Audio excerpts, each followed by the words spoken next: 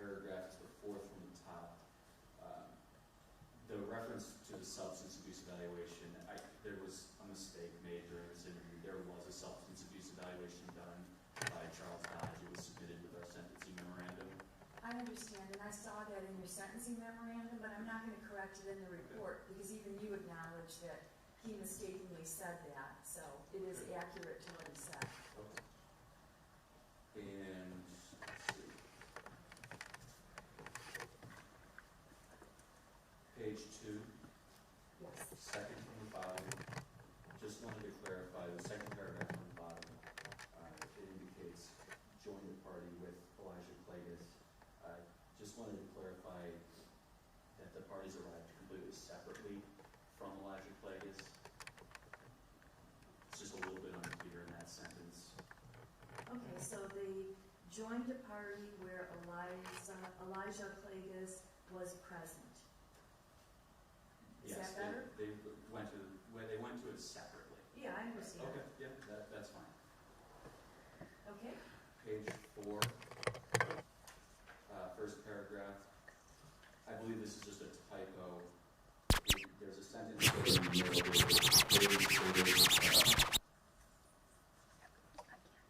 at the time of the incident, she was relieved to see the defendant and Haley doing normal things. That should say Lily, the second Haley there. I'm sorry, say that again? The sentence reads, Haley stated that at the time of the incident, she was relieved to see. Oh, yes, okay. Got it. And my last one, I had a similar one first in regards to counseling. Okay. It had said that he had discontinued counseling, but really it was the counselor that discontinued counseling. Okay, I understood that from the Okay. memorandum, yes. Great, that's all. All right, and then, Mr. Berman, first any corrections to the body of the report? I do not have any, Your Honor. All right, then I think you've got changes to scoring.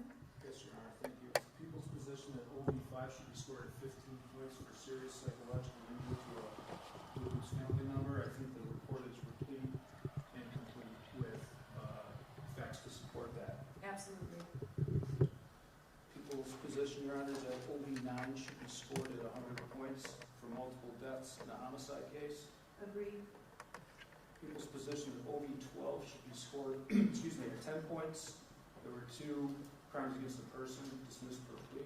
Agreed. Those were the corrections that I had, Your Honor. And those were I think to me, I added 150 total points. same ones that I had made. It does not change the level. Yes. So let me just get those changed on both of these.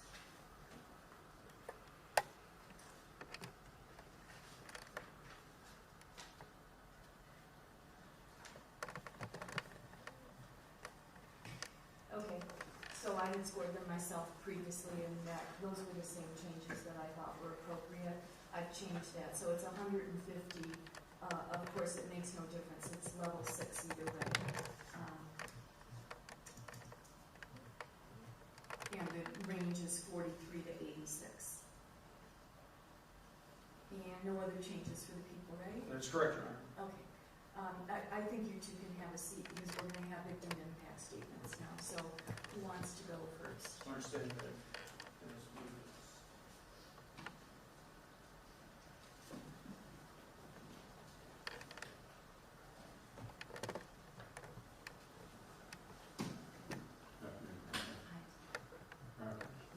Yes. Thank you.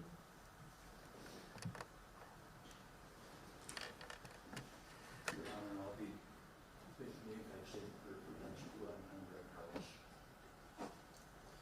On June 10th, 2007, a man named Lou, or Mandy, as she was affectionately known, entered this boat. A fighter is hurt from her first breath. Despite a challenging start in the NICU unit due to a pneumothorax, she amazed the nurses and doctors and was released from the NICU unit within 24 hours. From that moment on, we knew she would be able to do anything in this world that she could. Unfortunately, her brain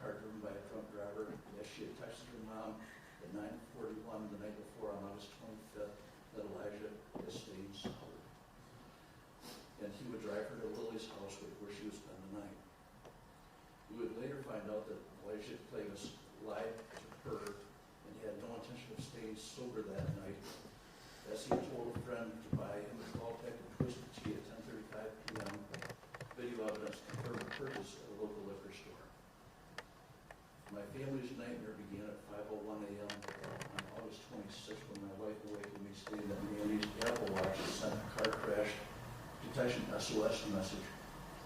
It was at 2:57. I immediately drove to the crash scene. Upon noticing the body covered with a white sheet, I knew that there had been at least one fatality, and learning within 10 minutes of my arrival that my baby girl was the one covered. Shaking uncontrollably and in shock as the officers told me the news, I told them I couldn't stay there and needed to go home to be with the rest of my family. They reluctantly allowed me to leave. The images of this crash scene will forever be burned into my mind. A life sentence I didn't ask for that was given by Elijah Claygus. The trauma of that moment, inflicted by Elijah Claygus' recklessness, haunts me to this day, manifesting in nightmares and PTSD. I don't need to escape that. It's a life sentence. Arriving at home to tell my wife that her baby girl had been taken from her, and then our 12-year-old son being woken by screaming his mom, having to tell him that his sister was so excited about spending the next 2 years with, seeing his older sister was about to start college at MSU, was gone. Over the next several hours, I would have to repeat those same words. Amanda was killed in a car crash this morning, sobbing while trying to tell complete strangers at MSU about it so they could awake her freshman sister to allow me to share the devastating news before she turned into some other life. We would see text messages on her iPhone over the next several weeks saying how much the senators missed her. But the one that stuck out was from her 12-year-old brother with only the word Amanda, which was sent at 6:15 a.m. that morning, shortly after he had found out that she had been killed by Elijah Claygus. That message was sent to him just hoping for a response that it would be real, or that it couldn't be real. Having him sit with us as we made her funeral plans because he wanted to make sure everything was perfect for her isn't what a 12-year-old boy should have to do. Although Mandy possessed a heart overflowing with compassion for others, she struggled with many things throughout her life. Her heart for helping others was bigger than he knew, but we would later find out how big it was over the months after the crash. In first grade, she gave her shoes to another girl who didn't have any, and just told us that she would use her sister's old ones. Mandy always stood up for the underdog. In fourth grade, she wrote a letter to her elementary principal about bullying and how she had been treated since second grade. At the same time, she was dealt with another girl when she was diagnosed with extreme dyslexia. Over the next several years, until she was killed by Elijah Claygus, she was always there for students that needed to show her the arena. She never judged anyone. She only saw people as someone with love. Her love for people saw no boundaries, loving each one unconditionally. Not only was Mandy there for others, but she also learned to overcome her dyslexia, and reading soon became one of her passions. She completed her last grade of school, 10th grade, with a 4-point GPA before she was killed by Elijah Claygus. After Mandy was taken from us, we got a small glimpse of what she had done for her fellow classmates. On 3 different occasions over the weeks after the crash, we had students say that they were contemplating ending their life and credit Mandy for talking with them, encouraging them that their life mattered, and letting them know that she was always there for them, ensuring them that their life mattered unlike the thoughts of Elijah Claygus had for hers. On June 10th, 2024, on what would have been Mandy's 17th birthday, we found again that Mandy touched more people than we knew. In her memory, we decided to release 100 individual butterflies, thinking we would have extras, but later find out that we didn't have enough because of the outpouring of support and love for Mandy. This wide array of both kids and adults was a clear representation of how Mandy didn't judge anyone. You can get a small glimpse of that by going to WILX, best friend, whoever wanted to be her friend. Mandy poured 100% of her life into others. And so on that fateful morning, staying with one of her best friends until the end.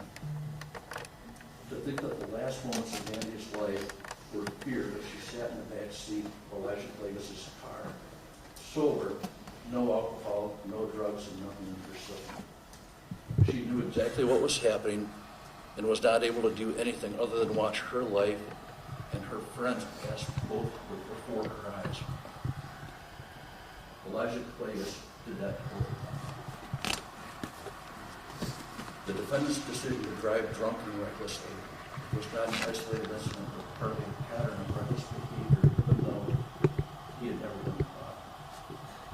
On August 10th of 2023, his sister Lily sent a Snapchat message stating that Elijah was driving over 100 miles per hour on the way back. This isn't the action of someone who cares about human life, let alone his own sister. He had also made regular statements last summer saying, quote, "Practice makes perfect," unquote, when referencing driving after drinking, demonstrating a blatant disregard for the safety of others and a complete lack of responsibility. If this is a person that has any regard for, is this a person that has any regard for human life? The pain that Mandy's passing has instilled on me is not only mental but physical. I've lost 15 pounds and regularly do not have an appetite to eat. My stomach hurts regularly, and that is where I'm fully carried in grief. My job requires thoughtfulness, but daily I find myself sitting at my desk staring blankly at my monitors, being almost robotic, as my counselor explains it. Almost 11 months after Mandy was taken, I find myself crying daily, missing the daughter that will never be replaced, nor have the ability to create new memories with. I've done my best to try to overcome these hurdles, but the pain of losing the keystone in our family will never subside. From my personal experience, the old saying, "Time heals grief," is so inaccurate after the loss of Mandy. The only thing that time does is puts me one step closer to hopefully hugging and seeing my baby girl again. My faith has been shattered by this, and the only reason I hold on to it is the chance that I may get to hug and see her again one day. My mom passed away on August 17th, 2024 after a long battle from Alzheimer's, and her passing doesn't even compare to the continued grief I'm experiencing from Mandy's loss. My family and I have been given a life sentence without any choice. We will never again experience the joy of seeing Mandy's smile, hearing her laughter, or watching her grow into the amazing person she is destined to become. Our lives have irrevocably been altered, and the pain we endure is indescribable. To cope with the profound grief and trauma, I've continued to seek counselors since the crash. The emotional toll on my mental health has been significant, and counseling has been crucial in helping me navigate this painful journey. However, no amount of therapy can ever fully heal the wound left by Mandy's absence. For many months after the crash, I prayed that in some way I would die an early death to end the pain. I've learned that this is not only selfish of me, but as my absence would deliver more pain to the rest of my family, but also would not allow me to live out Mandy's legacy. We always said that Mandy would change the world with whatever she chose to do. That change is now left in our hands to press the legislature for more severe penalties on drunk driving, especially those causing fatalities. All we have is memories of this bright light.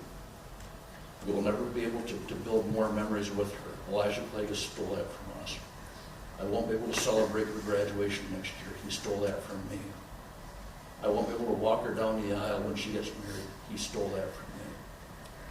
We will never be able to share with her the joy of having her own children, for which she already had a list of names picked out.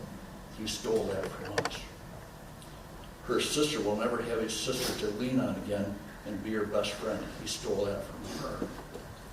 Her brother won't be able to spend cherished time with his sister playing basketball or soccer. He stole that from him. The world will never get to experience the changes that she was destined to make. He stole that from her.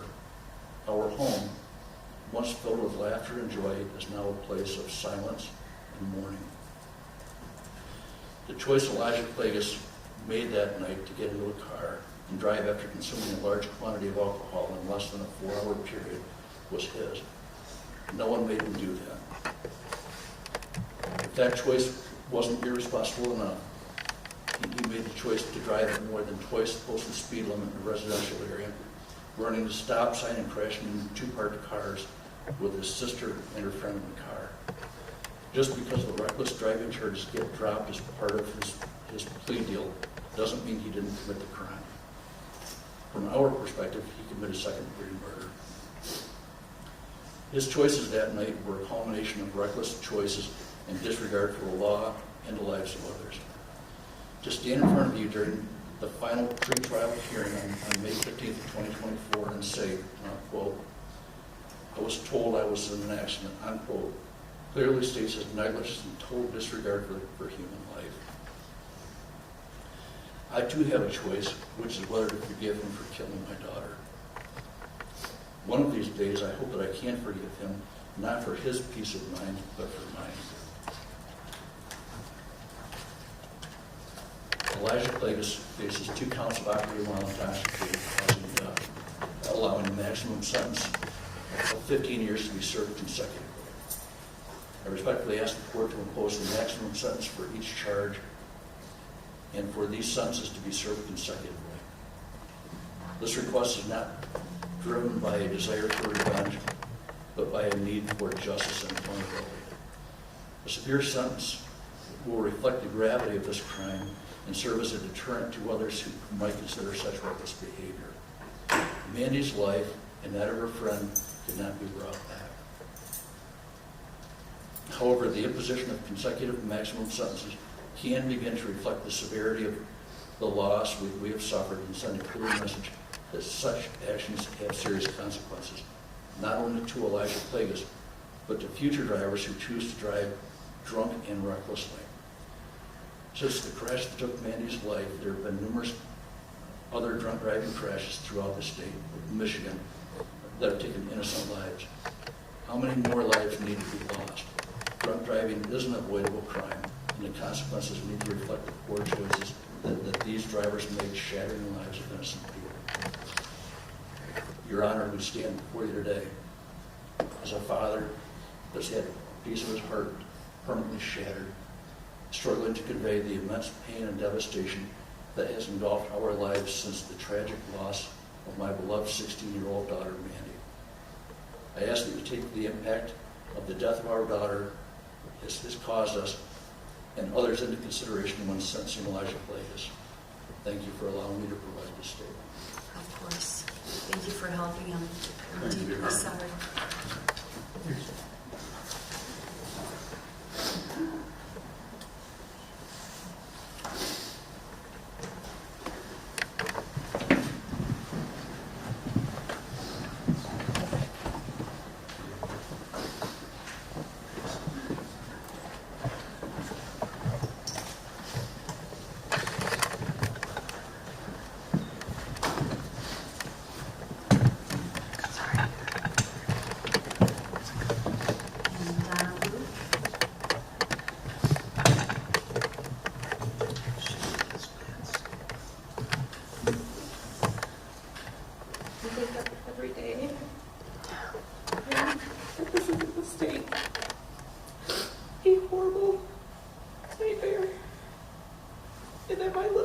Still here with us.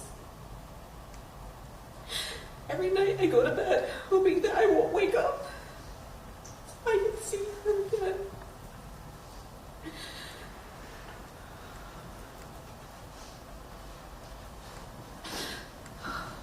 How do I write a letter and try to find the words to describe the impact of what this person has done to my family and to so many other people? There are no words that can truly describe the devastation he has caused and what he has taken from us.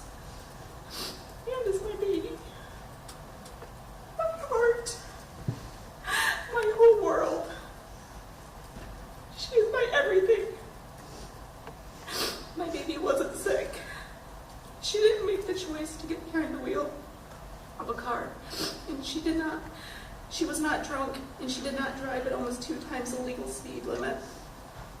She didn't ask to be lied to. She didn't want to die. She wanted to change the world. And because of him, she doesn't get a second chance. So why should he? Amanda and Lily are the victims here. The people who loved and cared and needed them are the victims here, not the person who killed them. He is the reason that they are not here. Every morning I relive that day. That moment I found out that I would never see my little girl again. It is a mental and physical pain. I literally feel like my heart has been ripped out of my chest. There is nothing but a hole there. She was our everything, and he took her from us. I can't breathe. I can't think. I can't function. I can't be the mother that I once was to my other children, because I am still in shock and numb by the pain of losing her. I pray every day that it's not true. I go to her room. I open her door, expecting to see her. For the day she was born, Amanda was a fighter. She was born with holes in her lungs. I didn't get to hold her for more than a few seconds. They took her from me because she couldn't breathe on her own, and I laid in that bed and I sobbed because I didn't get to say goodbye to her, and I couldn't remember what she looked like. I was so scared that my baby was not going to live.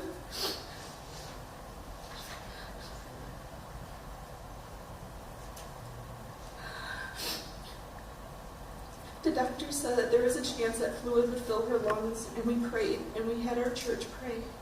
And I truly believe that God put a hand on her, because the doctor said that they'd never seen a case like hers heal so quickly. She was meant to be here. God had a plan for her, and Elijah Clagus took it away.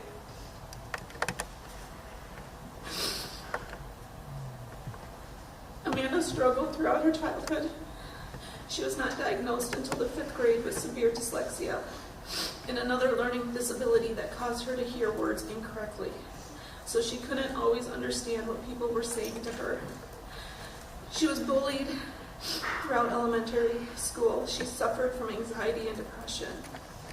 But even with all that, she chose to be the most loving, caring, and giving person ever. I could tell you story after story of all the amazing and loving things she did in her short life. And I will talk about her and the things she did until the day I die. Everything from donating her birthday gifts to including everyone to her birthday party so that no one would ever feel left out. Sticking up for those that were bullied, helping any way she could, doing anything possible to brighten somebody else's day. Since she was taken from us, I have had numerous people reach out to me, come to my house, write letters, and tell me how Amanda helped them or how Amanda saved them. That if it wasn't for Amanda, they wouldn't be here. They told me stories of how they wanted to kill themselves, and they confided in Amanda, and she wouldn't leave their side. Or she would call and stay up all night long with them just so they didn't feel alone. She would encourage them, and she led them to Jesus. Kids we never knew she was friends with needed her, and she was there for them. She never let them down. Mandy suffered so much with her own anxiety and depression, and she never wanted anyone to feel sad or alone. She would do anything for anyone. She was truly a bright, beautiful soul in this horribly dark, cruel world. She brought light and laughter everywhere she went, and he took that, not only from us, but everybody that needed her.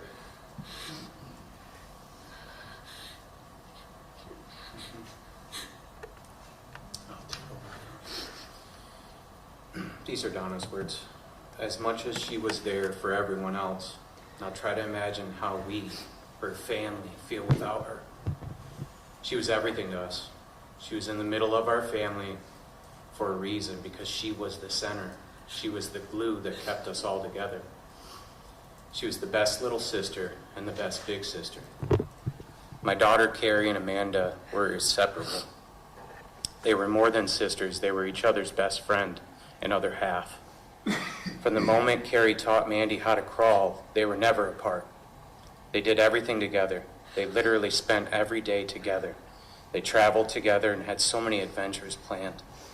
They were already planning Mandy's senior trip and where they wanted to go. For Carrie's senior trip, she asked us to let Mandy leave the country with her, and she would be her legal guardian for it. Mandy was 16 and went to Europe with Carrie, who was 18, because that's who Carrie wanted with her, and they always wanted to do everything together. They planned on being each other's maids of honor. They were supposed to grow old together and have babies at the same time, so their kids would have cousins close in age to play with. They wanted to own homes near each other, so they would never be apart. Carrie decided to switch colleges to be closer to home because she didn't want to be far from her sister and brother. He took that away. My son Denny was 12 years old when Elijah killed his sister. With Carrie moving to college, he was so excited to finally have Mandy all to himself. Denny and Amanda practiced sports together. Mandy coached him and his basketball team in the off-season, did warm-up drills before his games with him and his team because she loved being part of his life and sharing the love for the game. She was excited about her taking him to school and being the only big sister in the home. This was the year that he was finally going to be taller than her. They had so many plans together, so many things that they wanted to do together. He loved her and just wanted to spend time with her. She was the sister that would go out and practice football tackles with him and then turn around and make him practice soccer with her. She would race him doing laps in the pool, pushing him out of his comfort zone, and when he was scared, she would encourage him. Elijah took that from him. Both kids are struggling mentally, physically, and emotionally. They're not the same without her. Carrie went from having a 4+ GPA in high school to failing classes at MSU and being put on academic probation. MSU should have kicked her out of the university. Her advisor advocated for her to get another semester to improve her grades. She can't think, she can't focus. Nothing matters anymore without Amanda. She couldn't stay in the dorm after Amanda died. It was too overwhelming, so she commuted from home for her freshman year. She has completely shut down. She cries. She does not trust anything or anyone because the one person she thought would always be here for her is gone. Elijah took that from her. Her trust, her sense of security, and her future. Denny gave up in school. He refused to go to first hour the first part of the school year. He could not understand why he would go to second hour but not first hour. Or we couldn't understand why he would go to second hour but not first hour. He finally broke down sobbing, saying it's because to go to first hour he had to get up at the hour he found out his sister was never coming home again. And he didn't want to be up at that hour. He just doesn't care anymore. All 3 of my kids have dyslexia, and Mandy was going to be there to help him through it. Beating dyslexia doesn't matter to him anymore. He gave up on basketball this past school year because it hurt too much for him to practice without her, when that is something that they did together. Denny has not said her name since the day Elijah took her away. He can't say it. He locks himself in his room. He pushed away most of his friends. He cries, he's angry, and he has shut down on all of us. He has frequent anxiety attacks, especially when Carrie is not home. He is worried about her safety to the point of paranoia. Elijah did that to him. He took away his best friend. He took away his big sister. He took away his sense of security. He took away the person that Denny counted on to always be there. Carrie and Denny are always sad and angry, and if they become happy, it never lasts long, and it isn't the happiness that they used to have. He took that away from them when he took their sister. How has this affected me? I'm dead inside. There are 2 reasons I keep going, and they are Carrie and Denny. Otherwise, I would have joined Mandy by now. Every day is a day closer to being with her again. I can't think. There are many times I can't speak. I don't know how to function anymore. I don't leave the house unless I have to, because I don't want to be in a world that she's no longer a part of. The pain is physical. I can't breathe. The pain is so intense in my chest, I think I am having a heart attack, and truthfully, I hope I am. When he killed her, he killed a part of me. He ripped my heart out. Just getting out of bed is a struggle. I used to get up every morning to help the kids get ready for school, and I've not been able to do this school year to help Denny because I physically can't get out of bed. I can't go to sleep until I'm completely exhausted because of the nightmares. I am not the mother I was, nor am I the mother they deserve. I have anxiety attacks whenever they are away from me. I can't even handle them going to school or anywhere without this overwhelming anxiety that I may never see them again. Just like Mandy, I am beyond angry and can't handle anything anymore. Everything is a trigger. I walk around in a fog not knowing what is real and what is not. I keep looking for Mandy everywhere I go, and I know on some level I have not accepted she is gone. Therapy is not helping me, it just makes me angrier, and I just want my baby back. I not only lost Mandy, but my family and friends. I can't call people on the phone because I don't know how to talk to anyone without breaking down. I don't know how to be normal and live a normal life. I can't face going back up north to my childhood home because she isn't with us anymore. Can't celebrate holidays because there's nothing to celebrate without her. I don't know how to have normal relationships anymore. Elijah took everything from us when he took Mandy from us, and he made sure she never gets to come back. Yes. I want to read this part. I didn't just lose my baby that day. I lost Lily, a sweet girl that I loved like she was my own. I am heartbroken about losing her, and I am standing here to tell you about Lily. Lily was an amazing young lady. I've known her since she was in kindergarten. I would treat her like she was my own daughter. We'd go shopping together. We'd go out to eat. We'd go get our nails done. There was a point during COVID that it felt like she practically lived with us. She was over so much spending nights with Mandy. I loved her like she was mine. I held her as she cried. I comforted her and gave her advice.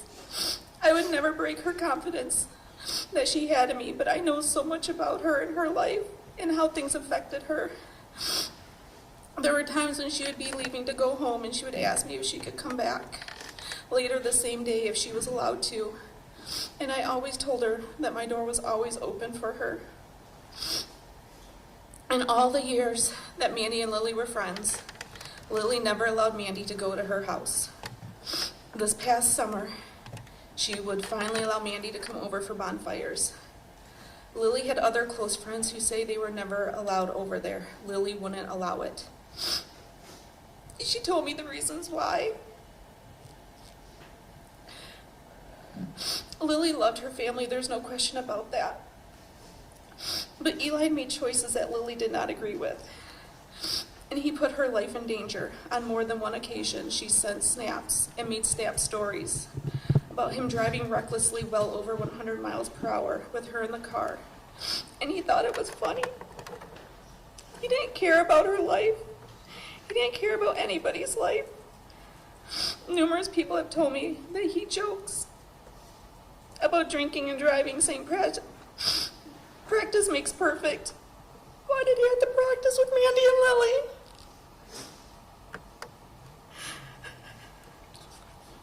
Lily was the type of person that you could not be around and not smile. Her laugh was contagious. If she was laughing, so were you. Her smile lit up the room. This world was a better place with Lily in it. She had plans and dreams. She wanted to be a mother. She would have been an amazing mother. She deserves to be here. I still sit in my family room and stare at the place that Lily always sat. And I just can't believe that I never get to see that beautiful smile again. And that I never get to hear her and Amanda laughing and talking about their big plans and dreams of what they would do in their future. Her life mattered. Her life is worth more than 42 months. The person who took Lily away should have to pay with life in prison. Family was everything to Mandy. All she ever wanted was to be close to her family. She had plans that included living by her brother and sister, and I always thought if any of my kids were to move away, it would have been her. She was always ready for an adventure and wanted to explore the world, saving it one person or one animal at a time. Last summer, she called me from her trip to Europe with Carrie, and she told me she didn't want to be far away from me.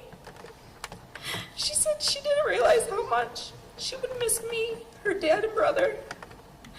She said she would be going to school close to home because she couldn't be far from us. She should be here. Her life mattered. She mattered. The people that love her and miss her mattered. She was going to change the world, and Elijah stopped her. She was a bright light in a dark world. She wanted to help everyone, and he took that away. Her life was meaningful, and it was worth more than just 42 months. The person that killed her deserves to be in jail for the rest of his life. We are serving a life sentence for what he did, and he deserves to serve a life sentence behind bars.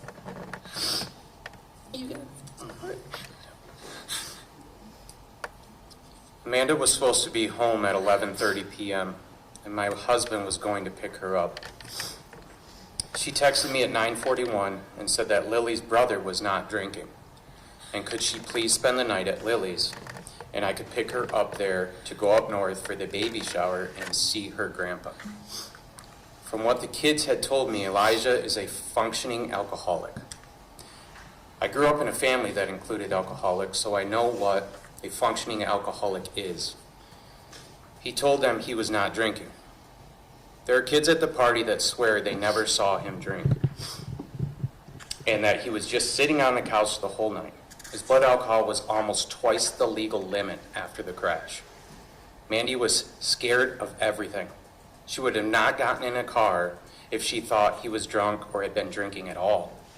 Carrie offered to take her home around 1:30 a.m., and Mandy said no because there was not room in the car for Lily, and she didn't want to leave her alone, seeing everyone else had left. She wanted to stay with her best friend. She said she was staying with Lily and would be fine because Elijah was not drinking, and that I was picking her up in the morning. Amanda's blood alcohol was 0 and had absolutely nothing else in her system. Both girls were sober and aware. I have been told by friends that they were texting, that they were scared the moments before the crash. I told Mandy never to get in a car with someone that was drinking. She wouldn't have done that. She wouldn't even get in the car with a friend without asking me first. I raised my kids to always count on each other. I told them since they were little that no matter what, you can count on your siblings to be there and to keep you safe, that you never do anything to hurt each other or to put each other in danger. Amanda felt she was safe with Eli because he was Lily's brother. And as Lily's brother, he should have never done anything to hurt Lily or do anything that would have hurt Lily, therefore including Mandy. I wish she wouldn't have trusted him. He didn't keep his sister safe. He didn't keep Mandy safe. He killed them. He drove drunk. He ran a stop sign, hit 2 parked cars, going 2 to 3 times the posted speed limit, down a dead-end street. He walked away. He is and has been home this entire time, having friends over and riding quads and bonfires with his buddies.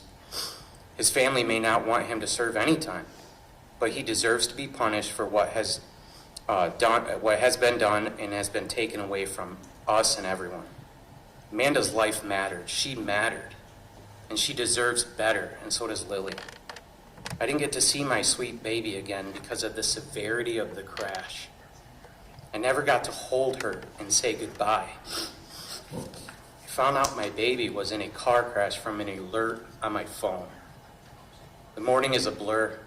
I called her phone after Den left and pinged it. I text her and Lily, calling them repeatedly. I called hospitals trying to find my baby. I never saw her again. I still wake up every day in a panic. The pain we feel daily is indescribable. I want my baby back. He deserves to be sentenced to the maximum. There should be no pity because he's Lily's brother. Mandy's brother at age 12 picked out a container for her ashes. He cried the morning he took an end of the school year picture alone because his first day of school picture included Mandy. This is our life now, and we don't know how to go on without the heart of our family. Our futures are forever altered by Eli's decisions. We miss out on the future with Mandy, the life we should be sharing with her. Elijah, this is directed to you. You lied to them. You told them that you were not drinking. You didn't even start drinking until close to 11 o'clock. How were they supposed to know that you changed your mind? Did you tell them? Did you tell them that you changed your mind, that you didn't care enough about them to be honest and to not drink? You made the choice. You decided that their lives didn't matter. Look around this courtroom. Their lives mattered. The people in this courtroom loved and missed them. The only reason they are not here is because of you. You are the only reason why. I pray the judge does not let you off easy, so you know their lives mattered, and you have to pay for killing two of the most beautiful souls to ever bless this world. Judge, the injustice of all of this is something I can't even begin to describe. He took our baby away. Carrie and Denny's sister, our futures. Don't let him be released from prison before Amanda's little brother is even graduating from high school. Please don't make us have to decide if we have to pack up and move from the last place we will ever have lived with her, because he gets to walk free, and only after a few years. Give us, her family, and this community time to try to heal before risking seeing him free. Please sentence him to the max years of 15 before he is eligible for parole for both the girls, and have it be served consecutively so that he is behind bars for 30 years. No amount of time served will ever be enough, but he deserves to be punished. Please don't let him destroy another family. Please don't disregard 2 lives as if they didn't matter. There needs to be change, and it needs to start now. No other family should have to go through the pain that we face every day. A pain that one person caused. A person that still has not truly taken accountability for his actions. He stood before you, Judge, and said, "I was told. I drove that night." Please, Your Honor, don't disregard Mandy and Lily's lives. Please stand for justice. Help Mandy continue to change the world by sentencing criminals and setting a clear example that if you drink and drive and kill innocent people, you will be punished to the full extent of the law. Thank you. Sorry. Thank you. I know, Mr. Berman, I did tell you that friends could speak as well, but I'm afraid I encourage and welcome family members, but I'm going to have to limit it to family members. So there's a couple more family members. That's correct, Your Honor. And I had a lot of written statements, and I assure everyone on both sides, I read every statement that I received.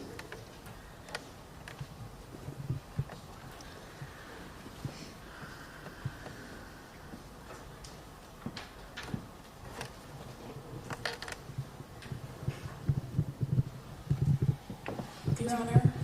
I'm sorry, could you just say your name first, please? Carrie Blue. Yes, thank you. Go ahead. My name is Carrie Blue, and I lost my best friend 11 months ago. Amanda was the greatest gift I ever received, my baby sister and my built-in best friend. In my life, I have never felt a love like I had with her. She was my best friend, my other half, and honestly my favorite person. She had a way of making me feel so special and so loved without even trying. I also lost one of my best friends, Lily. She was like my adopted little sister. I loved her and still do with my whole heart. Her smile could light up an entire room. She was one of the sweetest people I've ever met, and you couldn't help but love her and how deeply she cared for everyone she met. We both laughed and cried together, and we just had a way of understanding each other, even when very few words were said. Everyone who met her loved her so much. She could make anyone feel like the most important and loved person. She loved her family so much and would have done anything for them. I remember the stories she used to share about her siblings and the love she had for them. She would have given up everything to make sure they were okay, and her own brother couldn't even keep her safe. He willingly put her life and my little sister's life at risk without a second thought. Lily wanted more than anything in this world to become a mom. Her eyes would just light up as soon as she saw a baby, and she would ask to hold them. She would have been the best mom ever, but because of her own brother, she never got the chance. She never got the chance to build a life with someone who loved her as much as we all do, and to raise the most wonderful kids. She had all these plans for her life that she never will get the chance to achieve. And I would give anything to hear her laugh or give her a hug or dance with her one more time. Amanda was the nicest, most caring person I've ever met.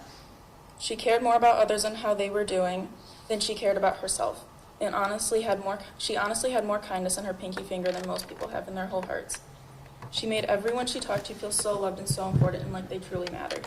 No matter if she knew you or not, she made sure that you knew you were loved. I honestly can't even put into words how I feel about losing her. If I could trade places with her, I would in an instant. She was my best friend and we did everything together. I used to find it so annoying when she would want to match me or always hang out with me and my friends, but now I cherish those times so much, and I'm so thankful I let her. I would give anything to have her hang out with all of us again. I will never be the same after that night. I will never forget MSU employees knocking on my dorm door because my dad was waiting for me. I will never forget how eerie the ride back home was. I'll never forget the cops in her room, and I will never forget the part of my heart that died that day. I would like to believe that God has a purpose for everything in life, and that his plan for us is better than what we plan, but I will never understand how taking my sister away from me is part of his plan.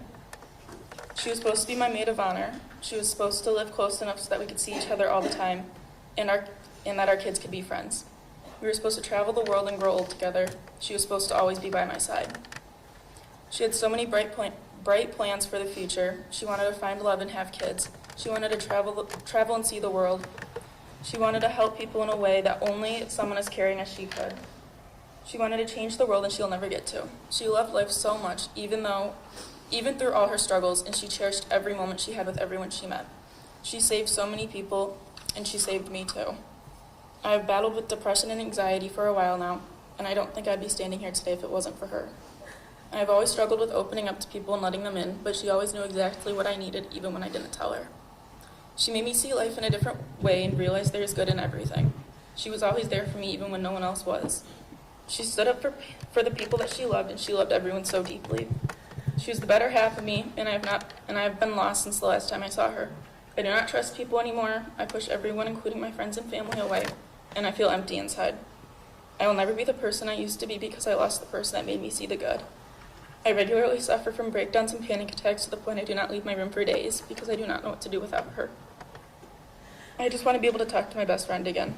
I sit here and think about all the amazing times we had together and cry at the thought that there will be no new ones. I wish I would have been able to thank her for saving me, and I wish I told her I loved her more because I don't think she knew how much I honestly can't live without her. I will never be able to replace the love I felt for her, and my heart will forever be broken. I would give anything to see her one more time and give her a hug. I never even got a chance to say goodbye, and that is something that eats me up inside every day. Elijah knowingly got in his car that night and drove drunk. He put both of their lives at risk without even thinking twice, and he ultimately took both girls from people who adored them so much. Everyone in this community is suffering from the loss of these two amazing people because of him. He deserves the maximum time in jail for taking their hopes and dreams away, for damaging my family beyond repair, and taking away everyone's opportunity to watch these girls change the world. Thank you. Thank you. Thank you. And Denny? May I host them? Thank you, sir.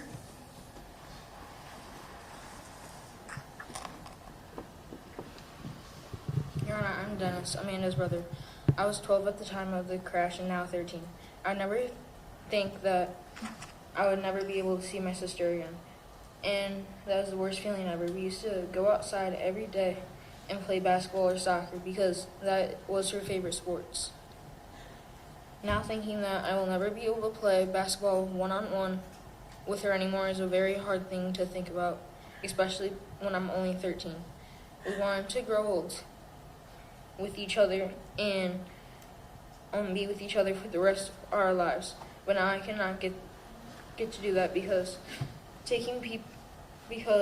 her life was taken. When you take a person like this, that cannot be forgiven. When I see her room or anything that reminds me of Amanda, it makes me go numb. For the longest time after the crash, I didn't want to leave my room, and I would not talk to my friends, which is a big part of my life. I didn't even want to go to school, even though it made me happy. I didn't want to see the people who knew what happened to me. I did not want to get up at 6 a.m. Because that is the time that I started to sink into me that I'll never be able to see her again. And whenever I'd wake up in the middle of the night, more specifically 4 a.m., I would break down because that's the time I heard horrible screams from downstairs because my parents just found out my sister has been in a car crash, which is the hardest thing a family can go through. And for me, I spent a lot of time hanging out with my sister. She was my world. I would go in her room and just sit down and spend time with her. We used to draw pictures together and do other things we both liked. I had the hardest struggle just to put words down on this paper because it hurts when I think of this. Thank you for letting me have this chance. Thank you.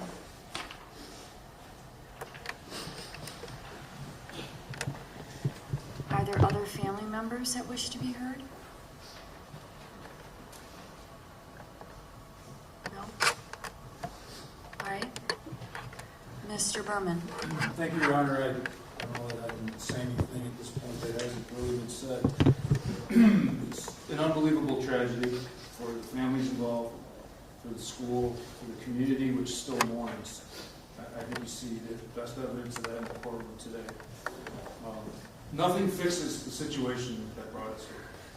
So when we look at the snow factors with regard to sentencing, I, along with a lot of what Mr. Blue said, would like to focus on deterrence. I think it is very important for this court to send a message that it's a 100% preventable crime. There's absolutely no reason that this had to happen. There's absolutely no reason that we all have to be in this courtroom today. There are many young people here in support of the families and to remember their friends who are gone. And it doesn't have to be that way. And we need to realize that when we make the decision to drink, that we need to make the decision not to drive before we drink, because we don't make good decisions after we drink. There's a reason why the drinking age is 21. Those younger than that are not developed enough to handle it. And what we see is the tragedy we see here. Alcohol, party, cars, driving too fast, not taking the proper responsibility with a weapon, which is what a car is under these circumstances. So I think this court needs to set a sentence that takes into account all the snow factors. But I think deterrence is the big one, so that the community knows that this will not be tolerated and it cannot continue. On a personal level, I don't know that I've ever had a reaction to reading letters submitted to the court the way I did. And maybe it's because I have teenagers, a college-age student, son, and a high school daughter that are very close in age to the people involved here. This is unbelievable tragedy. It cannot be fixed, like I said, and I simply ask the court to take everything into account. Many letters submitted from both families involved, both victims, and the victims are the defendant's family as well. It's not an easy situation for the court, but I think the court's focus should be on that deterrence, and I ask the court to fashion a sentence that takes that into account. Mr. Galdor, you and your client can come out there up to the podium.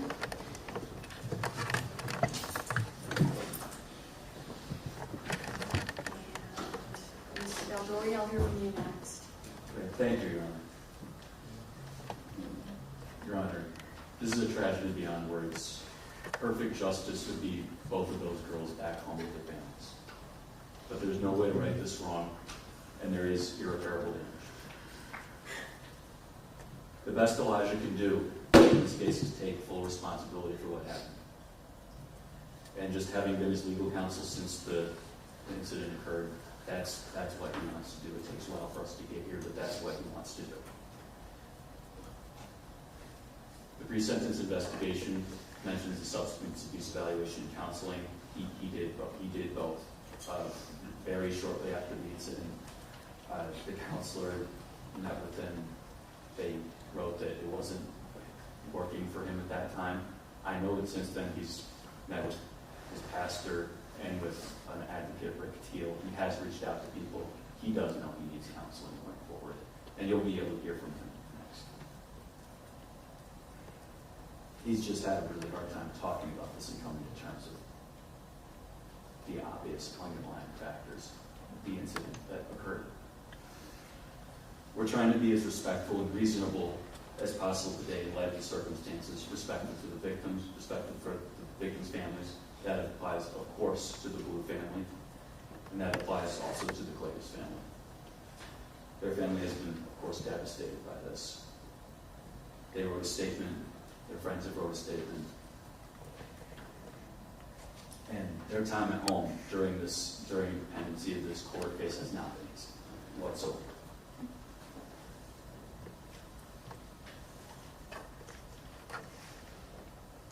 You saw the letters we submitted prior to sentencing, which I think show the story of this family and of Elijah. I want to thank all the family and friends for writing those letters, because I want the court to have a full picture of this case and of this person standing next to me. The first time I personally met Elijah was when he helped build a deck in my house a few summers ago. His father, Matt. I got to know him. And I had nothing but nice things to say about him. And that's across the board with anybody who would have met this person in the police incident. That really is the case. After that, his other sister, Izzy, who he was extremely close to, died from complications from leukemia in early 2023. Obviously, this devastated their family.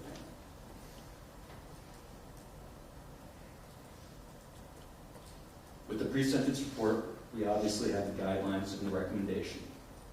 The guidelines and offense variables are supposed to consider the factors before the court, and they're the factors that provide a way for the court to quantify what happened, to quantify how to sentence.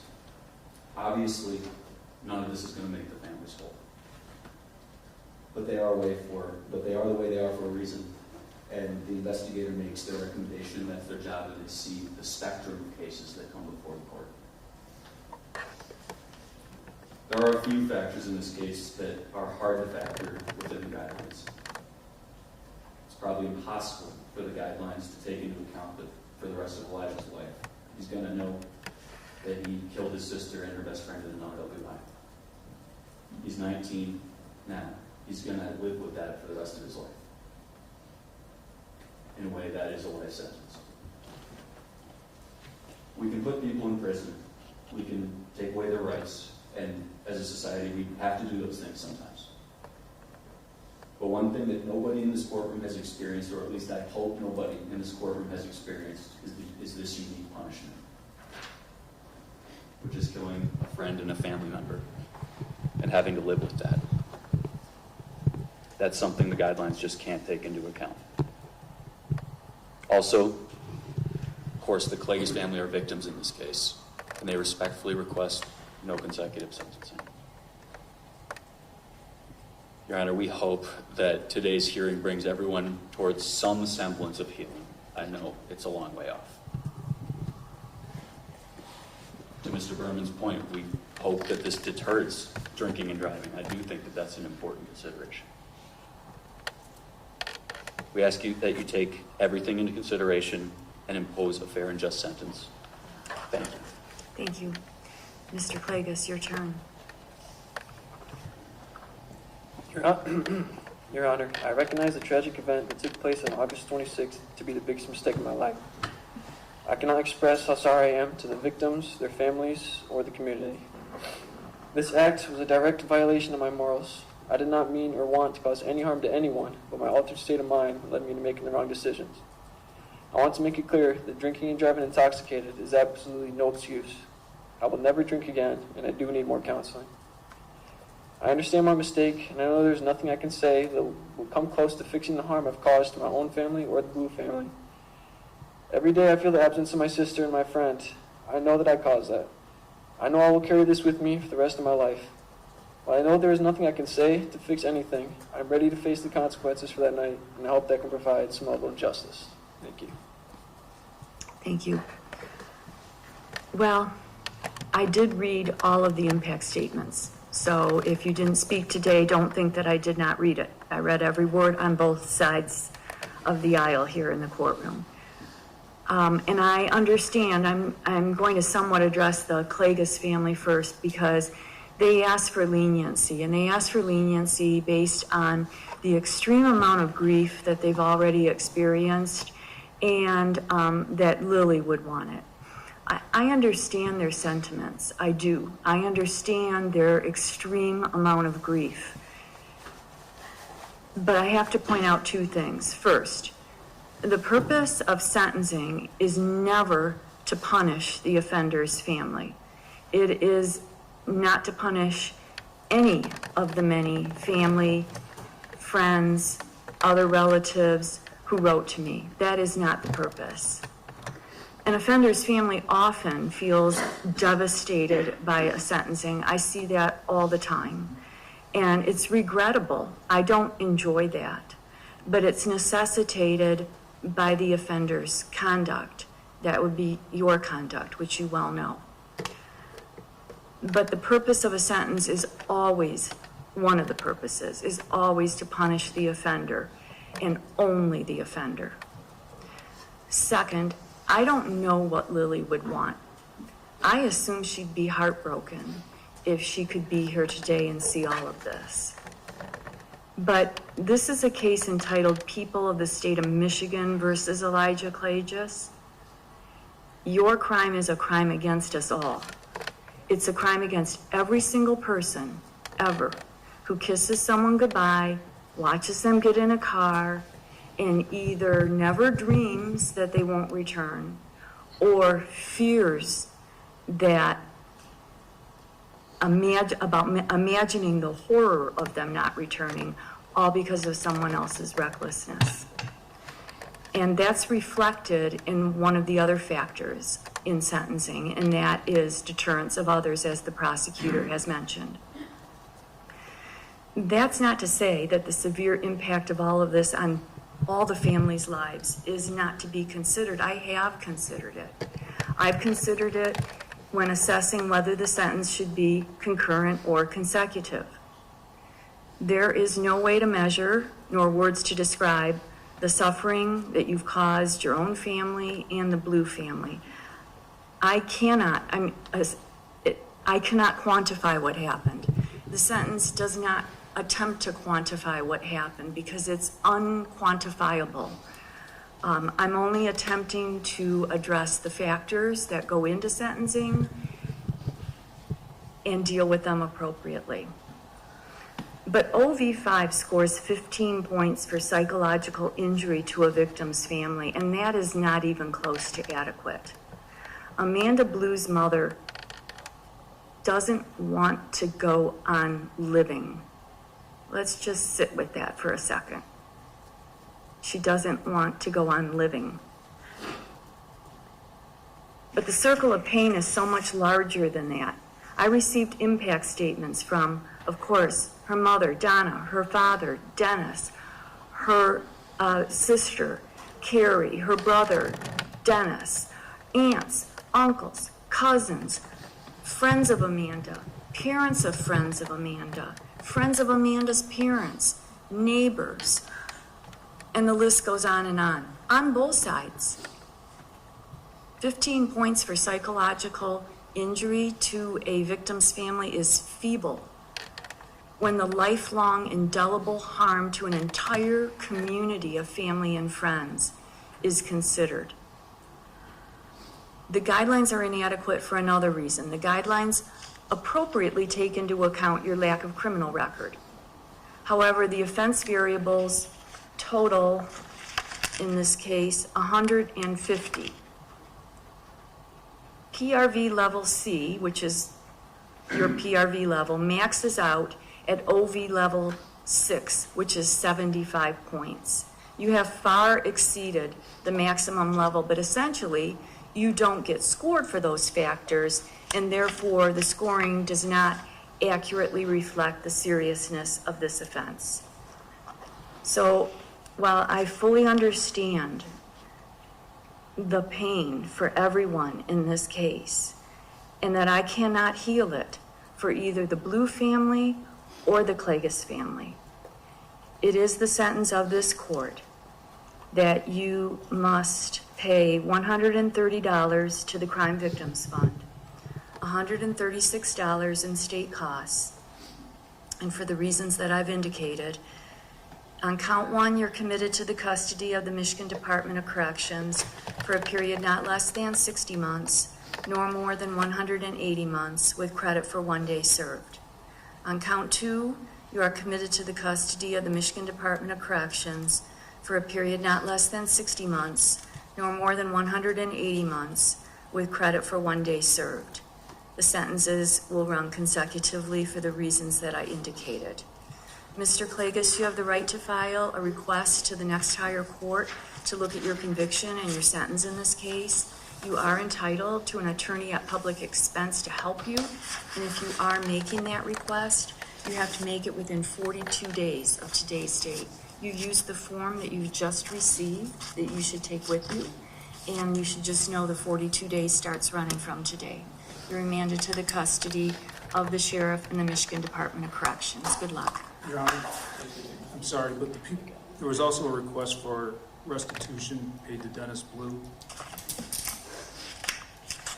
And actually, I have an updated number for that. I omitted that, I'm sorry. Restitution in the amount of is amended? Yes, $24,216.23. Restitution in the amount of $24,216.22 to Dennis Blue. Thank you, Your Honor.